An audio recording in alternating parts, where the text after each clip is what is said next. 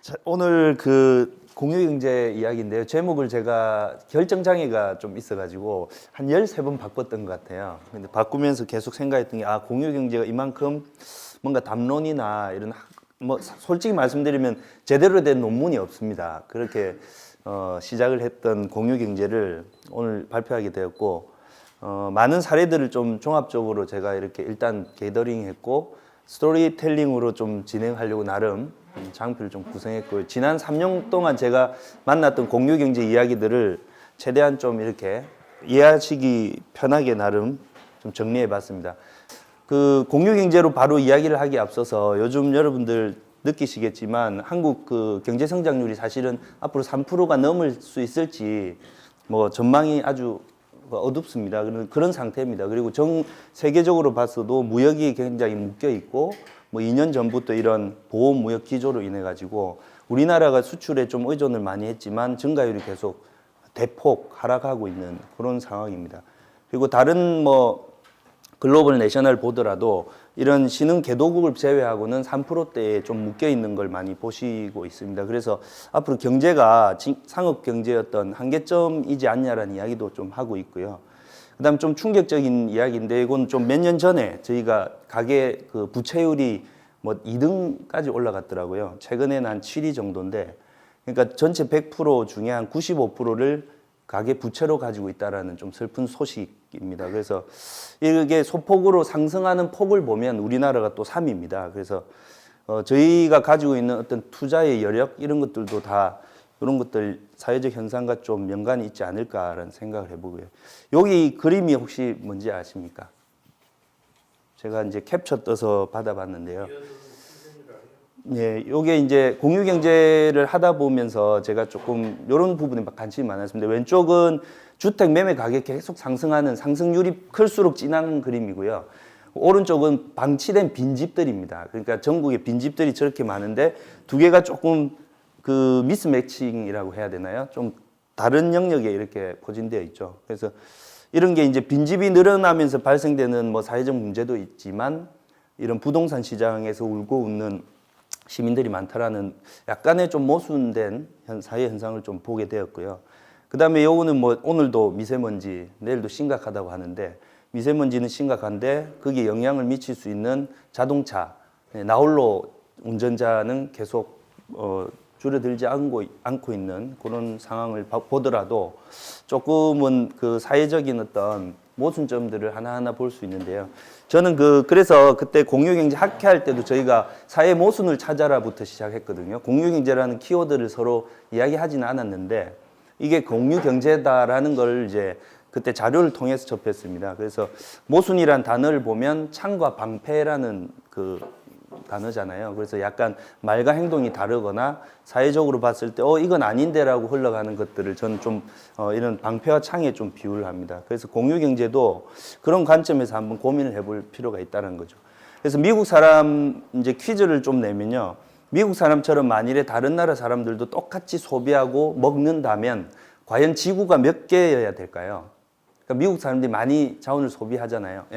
한 3배요.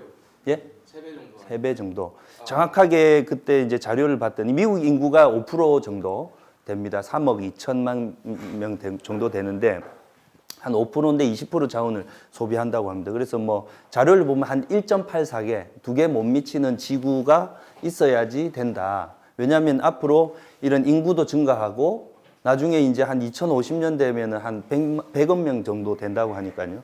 그리고 개발도상국들은 계속 이렇게 개발되기 때문에 결국은 지구의 어떤 자원의 어떤 소모성 문제도 고민을 해봐야 된다는 거죠. 즉 시간이 흐를수록 이런 인류는 점점 더 많은 양을 소비한다라는 겁니다. 그리고 뭐 미국 현지에서도 굉장히 고민이, 음식은 40% 버려지는데 4, 5% 국민들은 또 굶어서 뭐 홈립스가 발생하는 이런 미스매칭 현상들이 있죠. 그리고 가까운 일본에서도 빈집 현상이 계속 엄청난 골칫거리로 가고 있습니다. 근데 이런 것들을 보고 저희가 좀 외면한 거 아니냐, 모순을 보고도. 그래서 이게 뭐냐, 어떻게 접근할 거냐라고 했을 때 저희는 공유경제를 좀 이야기했습니다. 여러분들 1년 중에 전동 드릴을 실제로 사용하는 시간을 좀 확인을 해봤더니 미국에서 했거든요. 몇 분 정도 나올까요? 집에 있는 전동 드릴을 한 10만 원 이상 정도 하거든요. 한 15분 정도 쓴다고 합니다. 그 다음에 평생 죽을 때까지 10시간 채 못 쓴답니다.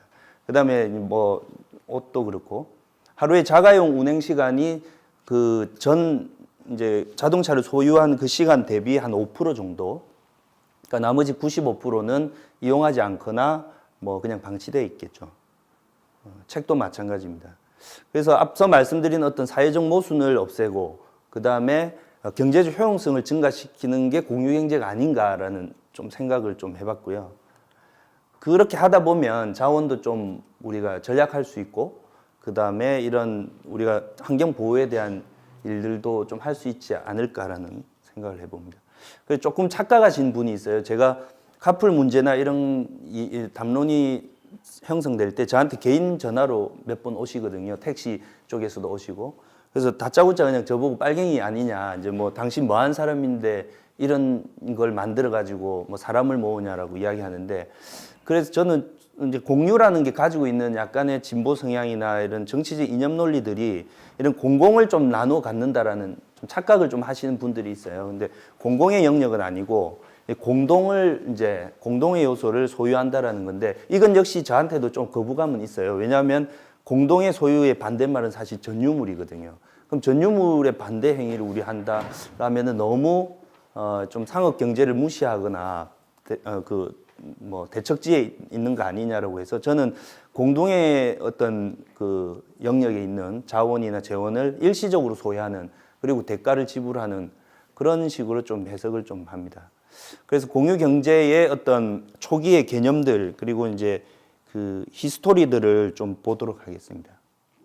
처음에 이제 2008년도에 미국에 있는 그 로렌스 레식이라는 교수님이 이제 원래는 이제 이분이 그 법정대학 로스쿨 교수예요. 근데 이분 같은 경우는 뭐 법적이다 보니 경제의 어떤 내용보다는 사회적 현상을 좀 관심을 가지다가 그때 2008년도에 그 뭐 다 아시는 서브프라임 모기지론이 나오고 미국발 세계 금융 위기가 막 이렇게 가면서 경제를 바라봤더니 그 상업 경제가 가지고 있는 약간의 모순, 그러니까 조금 맡겨 놓으면 다시 수요 공급의 법칙에 의해서 다시 오겠지라고 했는데 그때 그 뭐 곱비 풀린 자본주의라고 해서 말이 나올 정도로 굉장히 그 뭐 경제가 굉장히 악순환되는 걸 보고 사람들이 너무 힘들어했다는 거죠. 그래서 그때 당시에 이제 조금 우리가 좀 잘 살기 위해서 있는 것도 좀 나눠 쓰고 남는 것들은 버리지 말고 좀 아껴 쓰는 뭐 이런 이야기를 좀 하다가 로렌스 레식 교수가 한번 정의를 했고요. 그래서 사회가 뭔가 상업 경제와 대비되는 개념으로 가격에 의해서 기존에는 시장이 조성이 되었는데 이제는 뭔가 복잡한 알고리즘으로 인해 가지고 뭐 사회적 관계에 의해서 조절되는 경제 방식이 나올 거다라고 이야기를 했습니다. 그때 당시가 2008년이거든요. 여러분 아시는 에어비앤비가 2008년에 나왔고 그 2008년에 태스크 레빗이라는 재능에 대한 공유 경제 뭐 플랫폼이 나왔고 그 다음 연도에 우버가 나왔습니다. 그 이후로 이제 계속 조금 걸음마 단계까지 왔고요. 지금은 만으로 한 10살 정도 됐거든요. 그래서 좀 오래된 것 같지만 사실은 뭐 아직 초등학교 한 3, 4학년 정도 그렇게 생각하시면 됩니다. 그런데 이제 공유 경제가 과거에도 있었다라는 이야기를 많이 합니다. 저도 요거를 좀 자료를 찾아봤는데요. 아까 말씀드렸듯이 뭔가 이미 만들어져 있는 재원을 나눠 쓰거나 아니면은 나눠서 그 힘을 빌리는 그런 거 보면 이제 두레라든지 뭐 보부상, 길드, 협동조합, 그다음에 저희가 좀 경제가 힘들 때 좀 나눠 쓰고 바꿔 쓰고 했던 아나바다 운동 뭐 이런 이야기를 많이 하죠. 그래서 이걸 좀 구조적으로 보면 생산 측면에서는 약간 노동력을 확보하기 위한 어떤 툴이 되었고요. 그다음에 소비 측면에서는 약간의 비용 절감하고 조금 협력적 소비 이런 걸로 좀 공유 경제를 과거 버전은 그렇게 보시면 될 것 같고요. 근데 공유 경제의 어떤 성장 조건이 있습니다. 공유 경제도 계속 그 사만 두레 시대 사만 시대부터 지금까지 오지는 않았지 않습니까? 중간에 한번 일시적으로 없어집니다. 그게 굉장히 좀 그 발견을 하면 재밌는 게 공유 경제 성장 조건이 안 맞으면 공유 경제가 좀 일시적으로 물러나요. 근데 왜 그때 물러났는지를 좀 사례를 제가 좀 들어보면 공유 경제가 성장하기 위한 생태계는 도서관하고 약간 유사합니다. 예를 들면 도서관을 여러분들이 마을 도서관을 생각해 보시면 그때 당시 도서관이 계속 운영되다가 이제 도서관이 거의 없죠. 근데 도서관이 있었던 이유는 그 책, 그 자원이 좀 희소했었을 때 있었습니다. 거기 가야지만 구할 수 있었죠. 그리고 그 책을 빌렸을 때 다시 반납할 수 있다라는 사회적 어떤 신뢰관계가 있었습니다. 그게 뭡니까? 익명성이 없었다라는 거죠. 그러니까 실명제 같은 게 있었다는 거죠. 이 두 가지 요소, 희소해야 되고 실명의 어떤 크레딧이 있어야 된다라는 두 가지 요소가 좀 성장 조건이었고요. 근데 이제 왜 사라졌냐라고 보면 아시다시피 굳이 이거를 이제 물질을 대량 생산이다 보니까 나눠 쓸 필요가 없었다라는 대량 생산이 있었고, 두 번째는 도시화되면서 익명성이 너무 높아졌습니다. 동네에서 뭐 낙서를 해도 모르는 CCTV가 없고 이런 시대에 우리가 살았지 않습니까? 그리고 이런 익명성이 높아지면서 상호 신뢰가 좀 사라지다 보니까 빌려주기에는 너무 조금 리스크가 컸던 시절이 있었죠. 그러다가 갑자기 공유경제가 2010년 정도 이렇게 해서 좀 나오게 됩니다. 그 나왔던 이유는 그 인터넷이 발달했기 때문입니다. 왜냐하면 운전기사가 누군지 인터넷을 통해 알 수 있기 때문에 우리는 우버 택시를 사용할 수 있는 거죠. 그 범죄 사실이나 이런 팩트들이 다 관리가 되고, 그 다음에 그 평판, 사회적 평판을 보고 에어비앤비에 숙박을 예약할 수 있었던 겁니다. 그래서 뭐 거래 비용 이야기를 많이 합니다. 예를 들면 우리 동네에 전동 드릴을 가지고 있는 사람을 만일에 인터넷이 없었다면 집집마다 돌아다니면서 호구 조사를 했겠죠. 근데 그때는 너무 차비도 많이 들고 인건비 들었을 때는 거래 비용이 많이 높았습니다. 근데 인터넷이 플랫폼이 나오면서 연결 비용은 계속 낮아졌습니다. 그러면서 2010년 기점으로 공유 경제에 대한 약간의 수요가 생겼다라고 보시면 될 것 같습니다.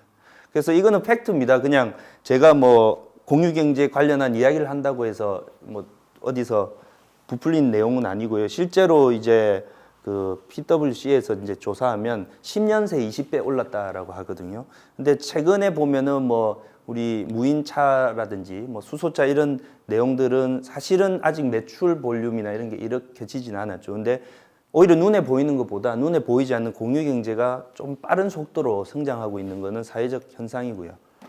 그 다음에 차가 없는 우버가 이미 뭐 사회 가치를 가지고 있고, 뭐 나중에 다시 에어비앤비는 조금의 어떤 이야기를 하겠지만 어쨌든 뭐 세계에서 제일 큰 세계의 어떤 호텔에 곱하기 2배를 해야지 나오는 매출이라고 합니다. 그래서 뭐 이분이 그 손정희 씨도 아마 이런 어떤 사회적 맥락이나 흐름을 알고 최근에 이런 우버나 이런 위워크에 투자를 계속 하고 있는 건 이분이 뭐 사회 공헌 활동을 하는 건 아니지 않습니까? 뭔가 다 자료 조사가 되었고 이 시장을 좀 전망을 보기 때문에 하지 않느냐. 그리고 국내에도 뭐 대기업에서 이렇게 뛰어들고 있습니다. 사실은 3년 전에 저희가 주창했던 것은 좀 민간에서 이런 걸 좀 해서 지자체하고 플랫폼을 빨리 만들어서 대기업 구조가 아닌 좀 그 서민들의 어떤 경제 같은 걸로 한번 해보려고 했었거든요. 근데 이렇게 좀 빨리 진화되고 있다는 걸 좀 알 수 있고요. 그래서 저는 전통 산업으로 공유 경제를 좀 보지 마시고 약간 미래 산업으로 이거를 좀 바라봅시다라는 이야기를 1챕터에서 좀 한 거고요. 그런데 이제 공유 경제라는 개념이 처음에 생기고 살짝 이동을 합니다. 이게 아까 말씀드렸듯이 인터넷 속도, 진화되는 속도에 따라서 얘도 역시 좀 아마 그 생태계가 좀 변화된 것 같은데요. 처음에는 이렇게 이제 P2P로 이렇게 거래하는 명분이 있었죠. 바로 이렇게 에어비앤비 예약하면 내가 그 공급자 집에 가서 바로 잘 수 있다. 호텔에 뭐 많은 비용을 주지 않아도 된다라고 했는데 시간이 차츰 지날수록 이런 중간 미들맨, 그러니까 에어비앤비나 우버 같은 플랫폼을 가진 그 개체들이 수수료율이 높아지면서 공급자는 조금 덜 가지게 가죠. 제가 집을 제공을 했는데도 불구하고 덜 가져가고 이제 이용자는 좀 가격이 비싸지고 가운데 있는 미들맨들의 어떤 수익 구조 좋아지는 현상이 좀 일어났습니다. 그렇다면 다시 원점으로 돌아가서 개인 간 직거래를 그 당시에 중앙서버가 독점하고 이런 중개 수수료가 너무 크다. 그 다음에 거래자들이 누려야 할 가치들이 오히려 미들맨들이 과도하게 진술을 한다라는 걸 봤을 때 로렌스 레식이 처음에 이야기한 것처럼 좀 뭔가 공유와 협동의 경제, 선의의 경제가 돼야 경제가 돼야 된다라는 거랑 좀 대치되는 거랍니다. 그래서 이런 중앙 플랫폼들이 다 가져가는데 이게 공유경제 맞냐, 올바른 공유경제냐라고 이야기를 많이 했죠. 근데 그들은 공유경제 방식을 차용을 했다고 저희는 이야기를 하거든요. 차용을 하고 나온 겁니다. 그냥 조금 좋은 가명과 뭐 좋은 어떤 뭐 마케팅 요소들이 있었겠죠. 그래서 최근에 이제 보이첼이라는 이분이 이제 지금 만든 거는 소비하는 방식과 유휴 자산, 남는 자산의 사용이 ICT 플랫폼을 통해 중개되는 경제. 굉장히 좀 간단하게 그냥 정리가 됐는데 제가 가장 이해하기는 좀 좋았고요. 최근에 이제 우리 정부에서 이제 발표를 했습니다. 1월 9일 날 공유경제란 플랫폼 등을 활용하여 자산 서비스를 공유하는 것이다. 단 밑에 보시면은 그 개인이나 어떤 기관의 유휴 자원이라고 했습니다. 그러면 두 가지죠. 유휴 자원을 플랫폼, 인터넷 플랫폼을 통해서 중개하는 게 공유경제라고 이해를 좀 하시면 될 것 같고요.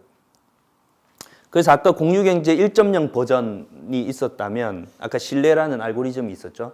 이제 지금은 P2P, 그러니까 중간 미들맨 없이 좀 당사자 간에 좀 가치를 교환할 수 있게끔 하려면 어떤 게 필요하냐라고 봤을 때 최근 나오는 이제 블록체인이 출현하게 되는 겁니다. 그래서 제가 이 제목을 공유경제 2.0이라고 한 이유는 공유경제 1.0 버전을 이야기하려면 에어비앤비, 우버 이야기를 해야 되지만 2.0은 그렇지 않습니다라는 이야기를 드리려고 그런 키워드를 잡았고요.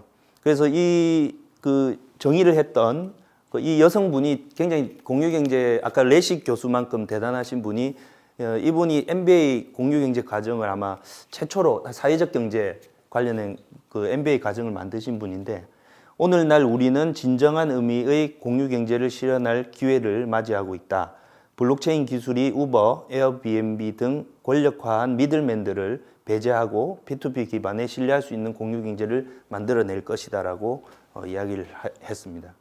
그래서 조금 저희 그 진흥원에서 이렇게 좀 스터디한 내용으로 보면 원래는 이제 전문 기업들, 뭐 대기업이나 이런 중심의 중개상을 통해서 했던 전통 경제에서 P2P로 이동했죠. 저희가 인터넷 발달이 되면서. 근데 이제 이걸 이제 공유 경제라고 봤을 때 플랫폼 비즈니스를 하는 모델들하고 이렇게 결합한 게 어떤 공유 경제의 비즈니스 아니냐. 그래서 공유 플랫폼이라는 이야기를 최근에 많이 하게 됩니다.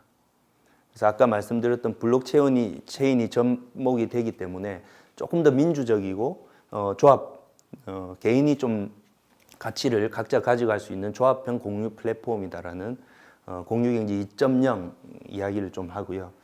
이 사진은 제가 코트라에서 딜로이트에서 다운을 받았는데 이 제목이 격변의 뉴욕이라고 합니다. 이게 1901년도 사진 같은 장소 사진과 13년도에 찍은 사진인데 이 두 사진의 차이점 혹시 발견하셨습니까? 예? 마차. 예리하시네요. 이때 당시에 마차에 이제 대부분이 마차고 여기는 이제 마차가 볼 수는 없는 거죠. 그래서 이 사이에 이제 대대적인 어떤 뭐 혁명이라고 할 수 있는 마차가 없어지는 이제 시기를 맞이했는데요. 요 사진을 보면서 전 약간 공유 경제의 지금 모습을 좀 빗대어 설명할 수 있지 않을까라고 해서 말씀을 좀 드리면 당시 이제 마차를 가지고 있는 그 사람들이 마차에서 가장 많이 그러니까 수요가 제일 많았던 게 마차의 그 채찍이었다고 합니다. 계속 소모성이 있으니까. 근데 이 채찍 제조사가 갑자기 차가 막 이렇게 도시에 즐비하니까 차량의 어떤 안 좋은 부분과 그 뭐 약간의 모순 이런 것들을 많이 이야기를 했죠. 시위도 하고. 근데 이 사람들이 그때 그 시위를 할 때 또 한켠에서는 차량에 관련된 부속품들이 계속 만들어졌습니다. 똑같은 제조사인데 만일 이 채찍 제조업이 그냥 채찍만 제조하지 않고 그 당시에 뭔가 운송업에 관련된 제조로 빨리 시프트 했다면 아마 미래를 좀 달리 맞이할 수 있었지 않냐라는 생각을 좀 하게 되었고요.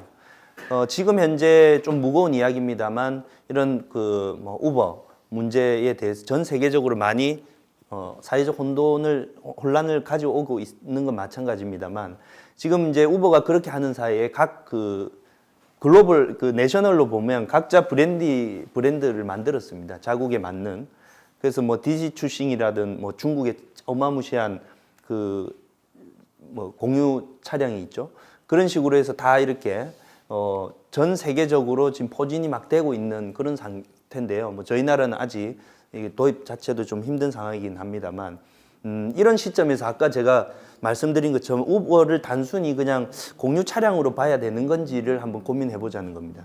그래서 이걸 운수 기업으로 보지 말고 좀 IT 기업으로 보고 대응해야 되지 않냐라는 거죠. 그래서 저도 요 내용을 보면서 예전에 과거로 좀 돌아가면 저희가 카카오 택시 있죠. 그게 처음에 나왔을 때 2015년인가 그때 뭐 그 김기사인가 그 인수하면서 이렇게 브랜딩 됐는데 그때 당시에도 기사님들이 굉장히 그 시장의 어떤 제로섬에서 좀 불편함을 많이 겪으신다고 예상을 했지만 실제로 수익률이 더 좋아졌죠. 지금 이게 없다라고 생각을 잘 못 하신다고 하더라고요. 그 택시 운전하시는 분들도. 그래서 이거를 이제 IT 기업으로 보면 사실은 이 결합 모델이 굉장히 미래지향적으로 좀 접목이 된 거잖아요. 그래서 저는 요즘 이런 운수 기업으로 계속 보면 안 된다라는 이야기를 좀 드리고 싶습니다. 그래서 만일에 이제 우버를 앞으로 이게 너무 안 좋은 사회적인 혼란만 초래할 거다라고 거부만 하면 나중에 어디하고 싸워야 되냐면 자율주행 차량하고 이제 어떻게 시장에 제로섬 게임을 해야 되는 그런 좀 안타까운 부분이 있어서 차라리 지금 나오고 있는 뭔가 온라인 플랫폼을 잘 접목을 할 수 있는 방법을 좀 만들어야 되지 않냐 생각해요. 심지어는 앞으로는 산업 간 아까 말씀드린 이런 운수업하고 IT도 막 경계가 허물어졌듯이 국가 간에도 계속 허물어질 거거든요. 그래서 좀 심각하다는 말씀을 드리고 그래서 이제 한국은 그러면 지금 2.0 시대에 어디로 가고 있고 어떤 스탠스를 가지고 있는지를 말씀을 좀 드리겠습니다. 한국은 지금 전체 세계적으로 보면 그 공유경제와 관련된 뭐 브랜딩은 그 회사는 없고요. 기업도 없을 뿐더러 이렇다 할 서비스도 사실 없습니다. 세계적으로 봤을 때. 근데 여기서 저희가 이제 고민할 수 있는 지점은 저희가 IT 강국, 통신 강국이라고 막 주창했던 그 시절로 돌아가보면 사실 좀 안타깝거든요. 왜냐하면 스타트업들이 우리나라에서 굉장히 테스트 베드로 많은 그 도전을 했었고 그 성공 사례들이 이제 세계에 수출되었던 시절을 생각하면 굉장히 안타깝죠. 근데 이제 이 전 세계적으로 봐도 이제 그 아시아 자체도 굉장히 이제 공유 경제 시장이 작다라는 걸 좀 볼 수 있습니다. 그러면 누가 지금 치고 가는 문제보다는 이미 진입이 늦었죠. 근데 이제 가까운 중국은 이미 에어비앤비 자체 버전을 만들었고요. 투자도 계속 진행이 되고, 중국이 만든 브랜드를 일본에 막 이렇게 도입을 하고 있어요. 그래서 일본도 이거 안 되겠다. 공유 이제 전략적으로 빨리 우리가 대응을 하자라고 해서 이렇게 시장이 아시아에도 형성되고 있습니다. 그래서 과거 우리가 말씀드렸던 한국의 저력을 좀 다시 한번 생각해 봐야 된다. 근데 문제는 좀 작아서 안 보이겠지만 제가 이제 단어를 좀 이렇게 막 요약하면 구더기 무서워 장 못 담그는 나라가 되었습니다. 그러니까 예를 들면 이 이해관계자들의 어떤 사회적 혼란이 있다 보니 아무것도 하지 않고 지난 몇 년을 보낸 것 같습니다. 그래서 이 문제를 한번 우리는 미래 세대를 위해서 한번 고민해 보자는 거고요. 왜냐하면 그런 겁니다. 포지티브 규제거든요. 우리나라는 네거티브 규제가 아니고 포지티브 규제입니다. 저도 규제인데 포지티브가 붙어서 좀 긍정적으로 해석을 했는데 그게 아니고 이 안에 있는 박스 안에 있는 것만 해라. 그 외에는 열거된 것 원칙적으로 금지하겠다라는 겁니다. 근데 사실은 미국이나 아까 보셨던 유럽 쪽은 다 네거티브 규제를 하고 있습니다. 자, 일단 해. 그리고 요거는 하지 말자. 이런 식으로. 그래서 이게 이제 너무 우리가 답보 상태다 보니까 청년들이 이제 그냥 떠나는 거죠. 스타트업들의 뭐 지난번에 제가 언론을 보니까 안타까운 사례가 이제 청년들이 조금 뭘 이렇게 진행할 때 규제에 발목이 잡혀서 그래서 아예 그냥 외국 가서 한번 해보자 아니면 취업을 그쪽으로 발길을 돌린다는 거죠. 뭐 최근에 이슈되었던 뭐 빅데이터 관련 개인정보도 있고 바이오 규제 등이 예를 들 수 있겠습니다. 근데 이제 다시 한번 우리가 좀 저력의 한국인을 제가 좀 생각할 수 있는 건 이제 처음에 인터넷이 나왔을 때도 사실은 그 수요에 불과했습니다. 검색용이었죠. 뭐 인터넷도 처음에는 누가 이걸 뭐 굳이 여기 안에서 글을 쓰겠냐 검색할 때 정도라고 했지만 이제 프로슈머가 나올 정도로 안에서 뭐 생산도 하고 이제 바이럴이 이루어지지 않습니까?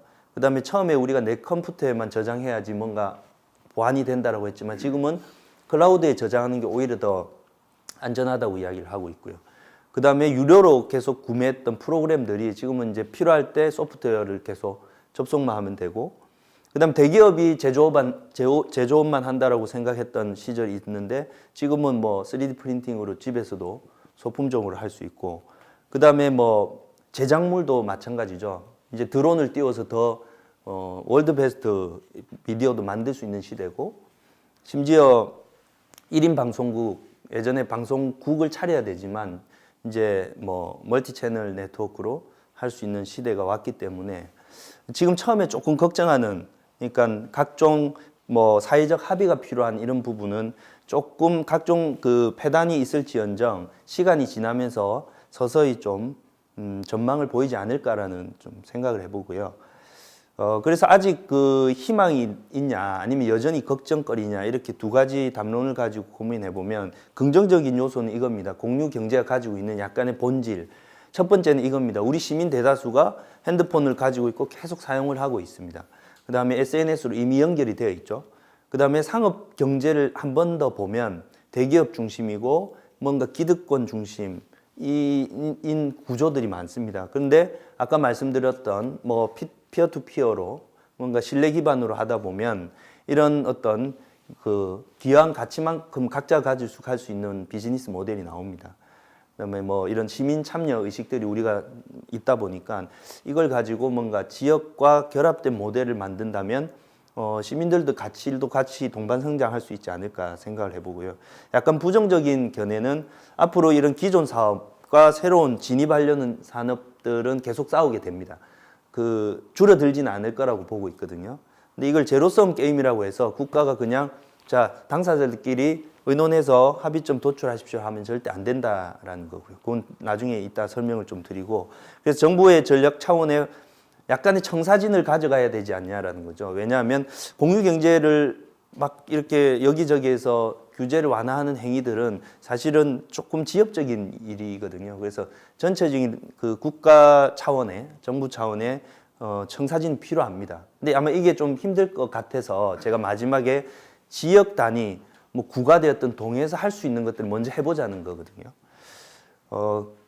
그리고 이제 이런 청사진 수립할 때 반드시 주의해야 될 것들은 아까 말씀드렸듯이 뭔가 이해관계자들이 충돌되는 그 지점에서 그걸 뭐 방어자하고 당연히 와해자가 있을 건데 알아서 해결하십시오라고 하면 안 된다는 거죠.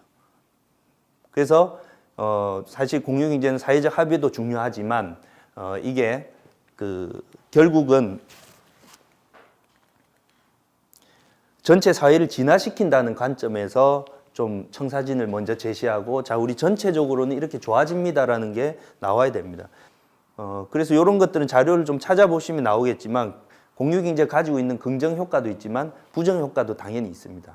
일자리 문제라든지 안정적인 일자리라든지 뭐 회복 탄력 뭐 이런 것들을 이야기를 하고 있지만 그럼에도 불구하고 공유경제는 상업경제와 정합성이 떨어진다라는 설명을 제가 계속 드렸잖아요.